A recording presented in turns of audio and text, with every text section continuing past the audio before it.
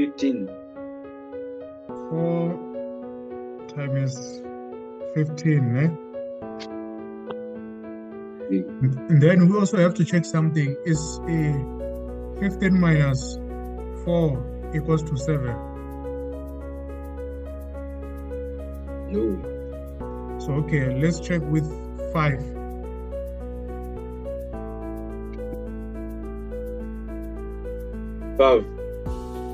Okay, 5 times 12, eh?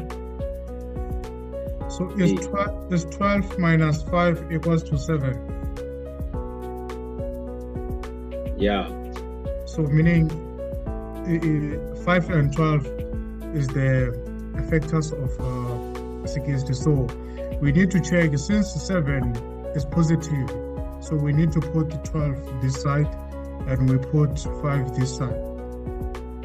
And then after we're going to say either the first term is equals to 0 or the second term is equals to 0. So we need to say x is equals to what? Negative 12, or x is equals to what? 15. So even if you use the quadratic formula, if you use this one, where a is equals to 1, b is equals to 7, then c is equals to negative 60. You're going to get your x as negative 12, and you're going to get your x as 5. So this one, most of the time they will give you maybe 3 marks. I don't know. Can you solve using that one, quadratic formula? Quadratic formula, okay. That one plus minus carry. Okay,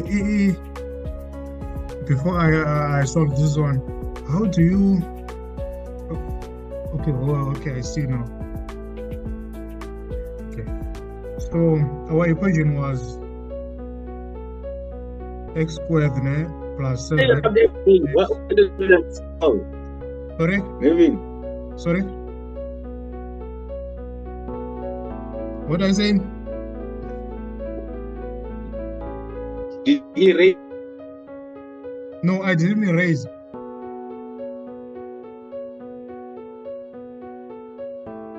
Oh, can you scroll like a little bit up? Can you do it by scrolling a little bit up? I don't think you can scroll. You just need to add another page. Oh, Zoom doesn't scroll, ne?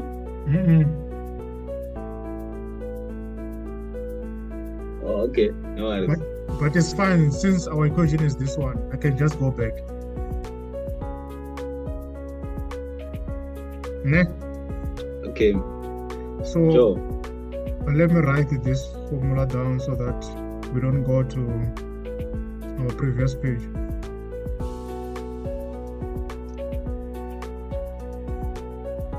So I said A is 1, is the coefficient, then B is 7, C is equals to negative 60. So we need to say X is equals to,